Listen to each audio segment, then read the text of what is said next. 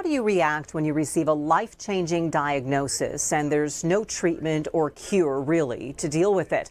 We're diving into that topic on this Hear Me, See Me podcast. I'm your host, Melissa Bruner. This is a mental health awareness initiative based here at WIBW TV in Topeka, Kansas.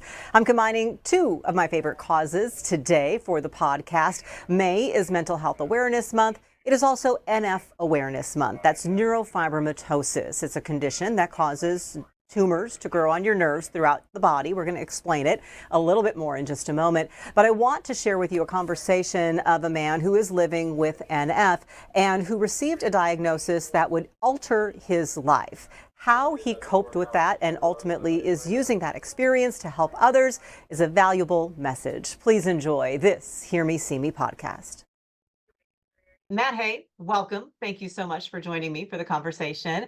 We're talking about something called neurofibromatosis, which is a very large and long word. And I'll let you've more experience with it. You've actually lived with it yourself. I just have it in the family. So what is NF? When people hear that very long word, what does it mean? Well, thank you for having me, Melissa. So neurofibromatosis, I think, nobody wants to get diagnosed with a rare disease, but you at least give me one I can spell, right? So NF, there's actually several different types, NF1 being the most common, and then NF2 impacts about 1 in 40,000 people, and that's what I have. The more detailed explanation of that, it means I lack a gene that prevents tumors from growing on the nerves in my body. So most people have this gene, I just don't have it. And as a result, these tumors, benign tumors, can pop up just about anywhere. I was diagnosed my sophomore year of college at Indiana University when I lost all of the hearing in one ear over one semester, which is not common for anybody. It's certainly not common for an invincible 19-year-old guy at IU. And I was very fortunate. I went to an audiologist and they said, your tests are coming back strange. And we recommend you have an MRI. I was very lucky to have an audiologist that had that sort of patient-centered approach and didn't just fit me for a hearing aid. And the MRI showed benign tumors on my hearing nerves.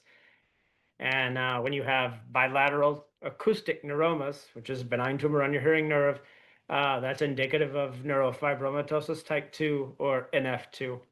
And I'll add to that, there's data out there that shows it sometimes takes people on average 4.5 years to get diagnosed with a rare disease. And I got diagnosed in 4 days. Wow. With that sort of privilege and good luck of being around really informed caregivers and healthcare professionals really started me on a path to that probably eventually led to where I am today. So that's a long answer, but that's what NF2 is. And it's interesting for you because I've told people often about my nephew, and he was diagnosed when he was young, like infancy, from cafe au lait spots, which were they're kind of like tan coffee colored spots that were on his skin. And his tumors, and I think this kind of points to the range of NF, his tumors his first one was on his optic nerve. They found it right away and was treated, no vision loss. You had yours on your auditory nerve. So very common places that can affect vision and hearing. And now he's got one in his brain, basically on his thalamus, which is putting pressure, which causes fluid, which causes seizures. And that's his lifelong challenge. Other people that you and I both know have seen some things that are very disfiguring facially or on other parts of the body. You know, there's a young man here named Frankie, who shares his story on Facebook. His are kind of in his face and they affected his breathing. So it can manifest itself in many different ways. My nephew Owen, you visibly, we look at you, we really can't see anything that's going on. It's interesting to me that you're 19, you're in college, you're diagnosed with a rare disease. On the one hand, you have an answer. On the other hand, it's a rare disease. What do you as a college student go through in your head when that happens? Well, for the first year, I found a really powerful coping mechanism called total denial. My doctor told me, you're going to lose your hearing, you're going to lose your balance, your facial function, superficial nerve sensation. And I thought maybe other people, but not me. So fast forward toward the end of college, I had started to experience every one of those things. I was very fortunate again. living in Bloomington, Indiana. I was only an hour away from Riley's Children's Hospital, which was one of the premier facilities that actually had an NF clinic. I certainly didn't recognize how fortunate I was at the time because nothing about getting diagnosed with a rare disease feels lucky. Um, but I was very, very fortunate from the get-go to have a wonderful network of friends and family and people that could support me through some of the harder stuff or doctor appointments or going to get fitted for hearing aids. When I graduated, one of the first calls I made, I moved to Chicago after graduation. And one of the first calls I made, when Google didn't exist, so I went to Netscape Navigator. So this would have been about 2000. And I looked up and I found there was a group called NF Network, and they were doing a walk. And I thought, here I'm living with this, and I've never heard of it. I've never met anybody else with it. And so I found online an advocacy group that was doing a walk nearby. And with my wife and a couple of friends, she was my girlfriend at the time. We went and did just a 1 mile walk. And I remember going, and it was the very first time I'd ever met anybody else with NF. And I thought, there's something really comforting, even though I don't know any of these people. And I'm here with people I've known my whole life and people that I love. In some ways, I have more in common and can relate to these strangers in a way that I can't even relate to some of the closest people to me. And so for me, reaching out to an advocacy group early in that journey was really important. But even that took time. When you're diagnosed with an illness that, and in your case, and in the case of NF, an illness that nobody really knows anything about. I think being diagnosed with any serious illness can feel very isolating if you don't know someone specifically who has. I mean, even talking about cancer, people feel very isolated when they're diagnosed. What was that sort of feeling like that you described? I mean, until you went to an NF walk, even though you have people who love you and are supporting you, what is that feeling of isolation that no one really understands? They can say they're there, they support you, come to me if you need anything, but that gap in understanding. It is, it's a great question. I mean, like I said, I couldn't have asked for anything more in terms of support and still felt very much alone. Like who do I reach out to that really understands what this feels like? And couple that with losing your hearing, which can also be isolating. Um, I remember thinking to myself, what am I going to do? And sometimes that meant, what am I going to do by lunch? And eventually I lost my hearing. So really, what am I going to do? I can't put a pizza in the oven in them anymore. I can't hear when somebody rings the doorbell. And some of that was, what am I going to do career-wise? I just put 4 years and got a degree in marketing and had a job in sales out of college. And I can't even listen to voicemails anymore. I had a good friend at work, and I would secretly have her come in and listen to the messages on my voicemail because I was having trouble understanding them. And you feel like you can't go to HR, you can't go to your boss.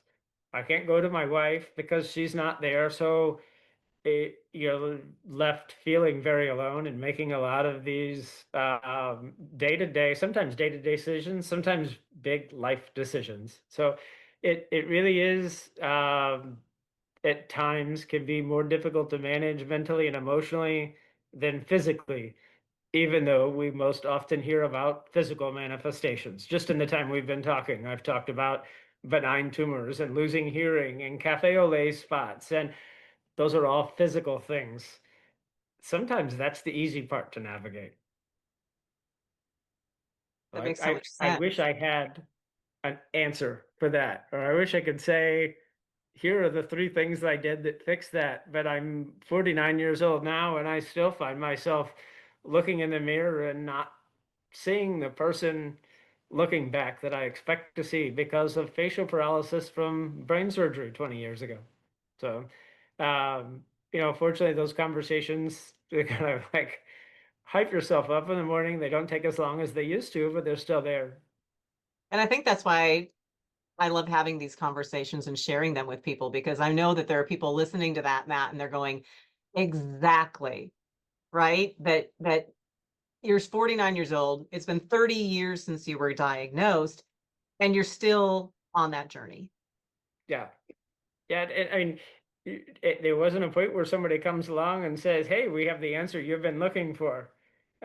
You just find out. And I think uh, for me, I made a lot of mistakes in like what to do, what not to do. I avoided, between age 20 and 30, I don't think you'll find a single picture of me because I was dealing with facial paralysis and I was on steroids.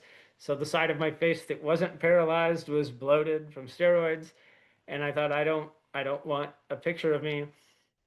I'm a little better and healthier now, and I regret not having a picture of me then because it's really hard to appreciate how far I've come because I stole the opportunity from myself through like vanity or ego of not allowing me to remember where I was to know, where I am now. And I wish I had that. And so, I've made a lot of mistakes like that, or even if it's not a mistake, maybe something I would have done differently. And through all of that, you start to learn, and it feels selfish to know that and experience that and not share it more widely. And I think a lot of the things that I do now that drive me and my coping mechanism now is every time I can share with somebody a mistake I made, if that makes 1 minute of 1 hour of one day of their life better, it makes me feel better about having gone through that. Is that kind of a lesson too, that mistakes are okay? Obviously, there's no one perfect path through any of this. Yeah. Yeah. Well, I mean, I literally filled a book with mistakes. So Well, I you're feel that. here, you're standing. By the way, and it's been quite a journey because, by the way, I'm sure, when you talked about how you lost your hearing, people are going, but how are you having this conversation via Zoom? I mean, modern Yeah. technology one is just absolutely wonderful. What are you doing right now, Matt? I don't even know. How are we having this conversation, and what is it that you've been able to recover to in order for this to work? Sure. So it's a great question, and my answer is going to sound like a joke, and it's not. There has never been a better time in history to be deaf because Skype launched video conferencing a long time ago, but it was never great. It was always kind of clunky and would pause. But during COVID, all of a sudden there was a demand for it, and all of a sudden Zoom, Teams, Google all came out with this much better real-time video. And in the meantime, AI starts to develop, and real-time voice recognition software started to become a thing. And at the same time, science, I have I'm totally deaf. I have what's called an auditory brainstem implant. So it looks like a cochlear implant, but because my damage to my hearing, my ears actually work fine. It's the nerve that connects my ears to my brain that doesn't work. So an ABI bypasses that nerve and goes directly to my brainstem. So I hear with 12 electrodes that was sewn directly to my brainstem. And the combination of that auditory brainstem implant technology with allowing me to hear some of what you say that's sort of muffled and robotic, combined with video software that allows me to see you in real time, and AI captioning that allows me to read what you're saying. I'm hearing this in three different ways, and none of that existed when I was diagnosed. So it's pretty crazy. It's absolutely amazing, and I hope it's not translating me with a bunch of cursing. It does, but that was before we hit record. That's what's really happening, right? AI is also cleaning up my language. There really are a lot of wonderful tools to help people that are deaf or hard of hearing now that didn't exist even 5 years ago. How did you have to find yourself you mentioned rethinking your future. How much of a struggle was that, and how long did it take you to realize, okay, future's not maybe what I thought, but it's going to be okay? Because, like you said, they tell you, I mean, how long did they give you before you were going to totally lose your hearing? So I was told I was going to lose my hearing at 19, and then I lost, so which would have been about 97, and then I lost it all in 2002. So I had a 5-year window of my hearing aids getting bigger and accidentally becoming a pretty good lip reader, but then also figuring out like hearing loss coping mechanisms. Living in Chicago at the time, restaurants are loud, bars are loud, but I'm in my 20s, and that's the social scene for my network. I would learn if I picked the restaurant and I got there first, I could pick a place that was relatively quiet. I could get a table in a corner. I could sit facing out so I could see what was coming at me.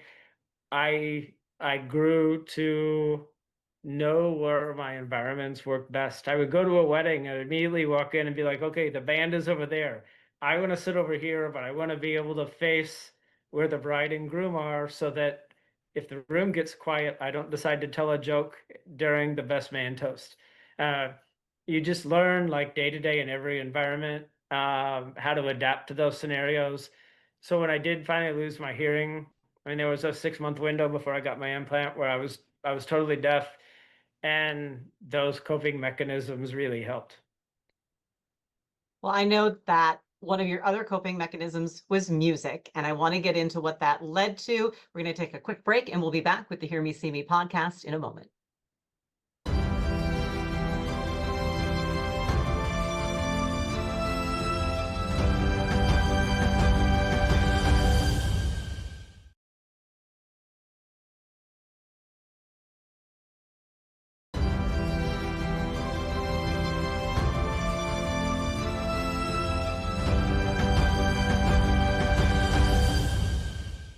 We're continuing our conversation with Matt Hay here on the Hear Me, See Me podcast. We are timing this because May is NF Awareness Month, Neurofibromatosis Awareness Month, which is a genetic condition that Matt lives with. It took your hearing, but you have found great ways to move forward and great perspective, Matt. And that's why I'm so excited to not only raise awareness with our conversation, but also talk a little bit about your journey. And that partly was done through music. How important was music in your life?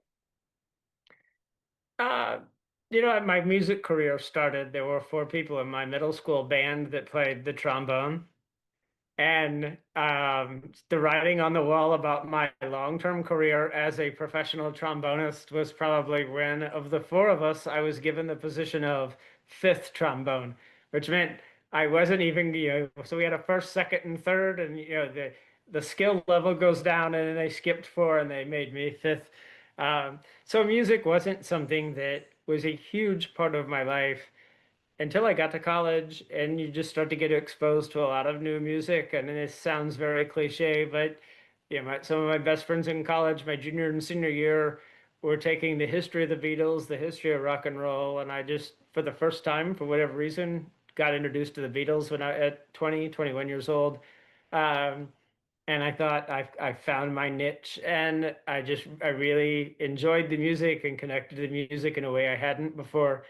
Um, it also turned out that at that point, my hearing is in pretty significant decline. The Beatles are relatively uh, easy music to listen to if you're losing your hearing because there's not a ton of background noise. There's not, something like The Who would be way too difficult because there's so much going on. And the Beatles have some clean lines and a lot of repetition. And so I was really drawn to that. And so that was the music that I was listening to over and over again when I eventually lost my hearing. And so in that period where I'm deaf, or when my implant was first turned on and it didn't work very well at all, and if I say first turned on, probably for the first decade, the fact that I could hear anything was supposedly, medically speaking, a win. But I could hear life noises, which is like oven timers and police sirens. But when you haven't heard anything for a year, oven timers and police sirens is a pretty cool thing to be able to hear. Um, and I just wasn't getting better with it. I wasn't getting better with it, and that was very frustrating for me. Uh, and I had this theory, I can't hear music now. I can't, because it wasn't a volume issue for me. It was a speech understanding issue. Everything was very robotic and muffled. And so I had this theory in my head of I can still hear all of these Beatles songs in my head. Yeah, I'm in a totally quiet world where I get muffled oven timer type sounds, but I'm singing Let It Be in my head, and I can hear the chords, I can hear the progression, I can hear, the drum, the guitar, the bass. So my thought was, why don't I just start listening to the Beatles again? I have a CD in my car, and even though I can't understand music, what if these songs in my head can kind of help jumpstart my hearing again. And so I listened to the same 12 songs for about 2 years and understood nothing. One day, my wife and I are in the car, and I heard the line, "I said, Johnny, what you doing tonight?" on the radio. And that's a line from a song by Crazy Game of Poker by a band called OAR that my wife and I had gone to listen to before I lost my hearing. And I thought for the first get emotional telling the story. For the first time in maybe a decade, I heard a song. Like I got into a car and over the radio, I'm deaf and I heard a song. And I can be irrationally persistent about things. And so I thought, hey, this theory I've had of maybe music can help me hear music again. I think it's working. And I listened to the rest of the song and heard nothing, listened to the radio all day and heard nothing, but I heard that one line and that was enough. And I doubled down and started listening to those same songs over and over again. And within a year, I had a playlist that was about 60 songs long. So it was the Beatles, listening to the Beatles over and over again really taught me to hear again. And then over the next decade, my speech understanding improved to about 95% in a quiet environment, which is actually really good for anybody. So the fact that I'm deaf and here at 95% speech understanding with 12 electrodes sewn to my brain is about the closest thing to a miracle in science I have experienced. That's amazing. There was an actual physical component to it.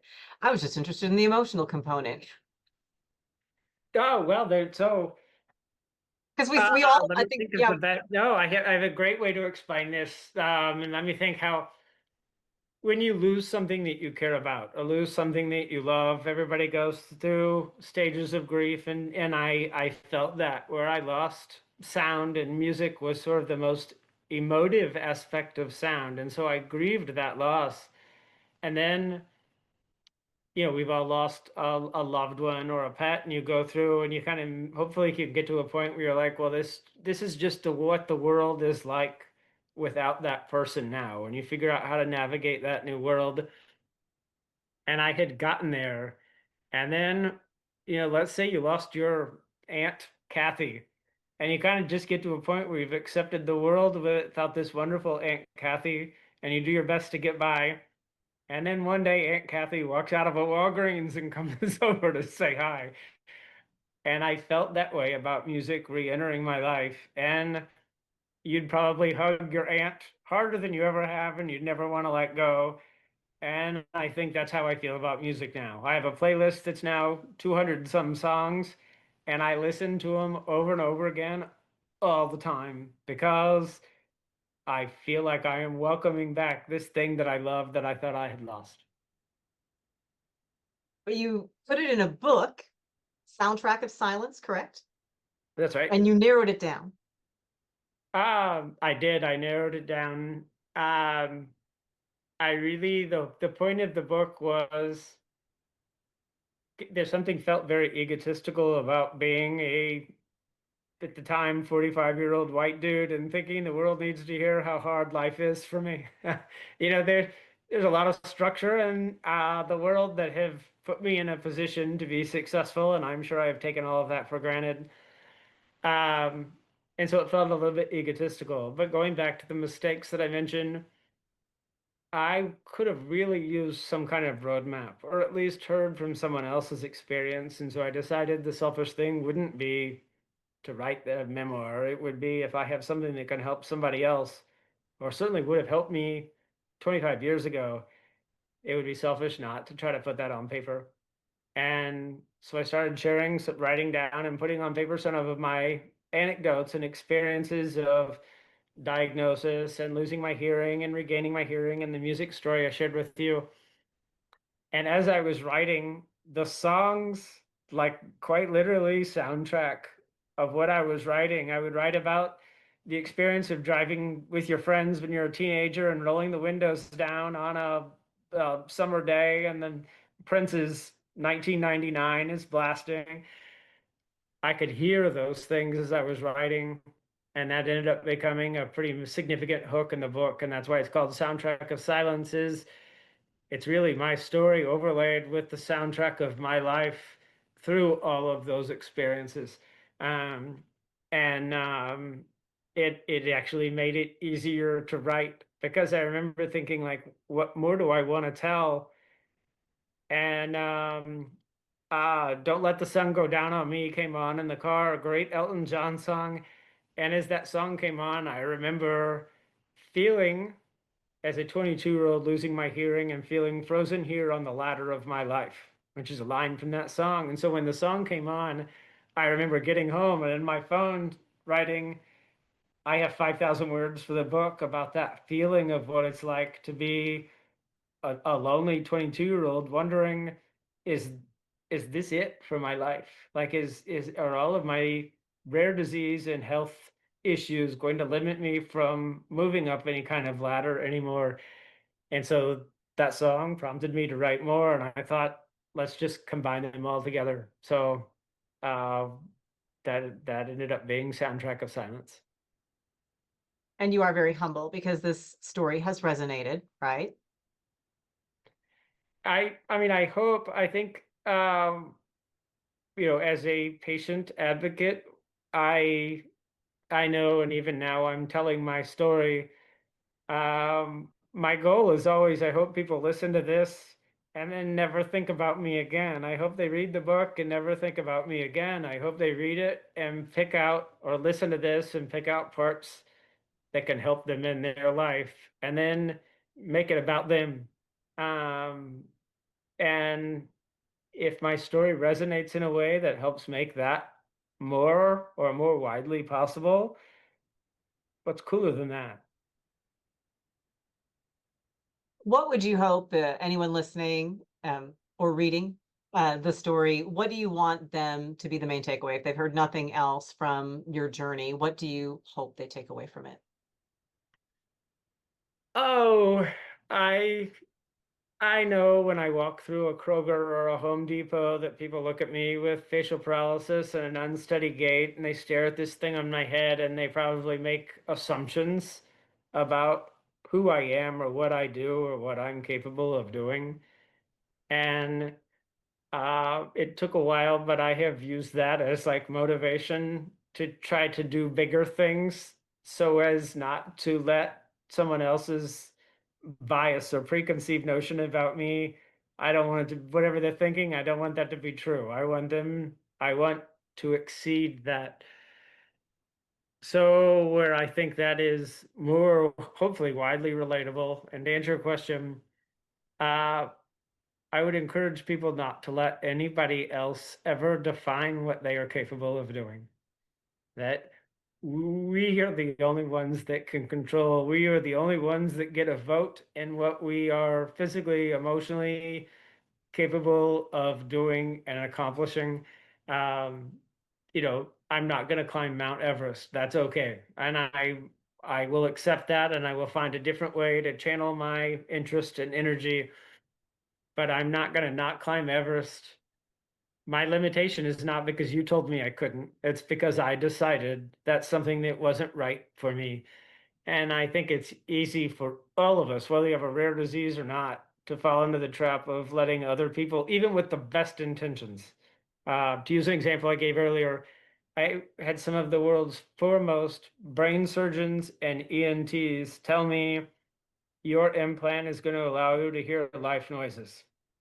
And so after 2 years, when I heard life noises, I quit trying to train with my implant and get better because people that are at the top of their, like they are experts in their field, told me I had achieved their expectations.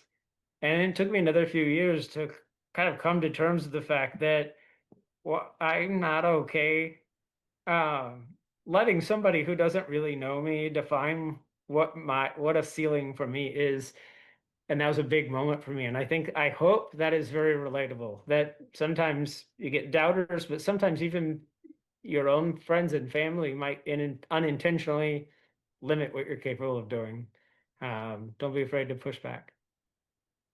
I love that sentiment. Matt and I came to know each other through the Children's Tumor Foundation. So if your interest is piqued on what NF is and you want to learn more about it, please go to ctf.org. We would appreciate the support for Matt, for himself, and others who are living with NF. My nephew is among them. So we appreciate you all taking time to learn about that. And I think, Matt, too, what we learn is that, we're all different. I love what you said about someone sees you and they might have a preconceived notion or judge something about you. All of us have something in our life that I think internally we're thinking, well, they're going to judge me because I came from this particular background. I grew up in a rural area. I didn't do a lot of, our family didn't do a lot of extra things. There weren't a lot of extras. We didn't have a lot of money growing up, so should I go to college? Don't ever let anybody limit you. Yes, you can do that. You have a challenge with hearing. Does that mean you're not going to be able to be successful in your career? Absolutely not. You find ways to make it work for you, and it's a journey. It's not a one-day thing. Well, thank you for that, Melissa, and thank you for the work you do. I know, in NF for a long time, there weren't any solutions for anybody. There wasn't really a path other than finding a community of maybe emotional support. And so I think anybody, especially folks in the NF community who might hear this, if you feel like you've been disconnected to that advocacy network for a long time, I would encourage you to reach back out, because there's a lot of exciting things happening in the NF world right now. And the work you're doing to shine a little bit of light on that, Melissa, is really wonderful. Well, I appreciate you sharing, because it's sharing these stories that help people learn and grow and really thrive as well. And while it may take many different forms, as we've learned today, no matter how you hear or see or how your senses function or what limits your functions may have and that you're using to the fullest, always remember, we hear you, we see you.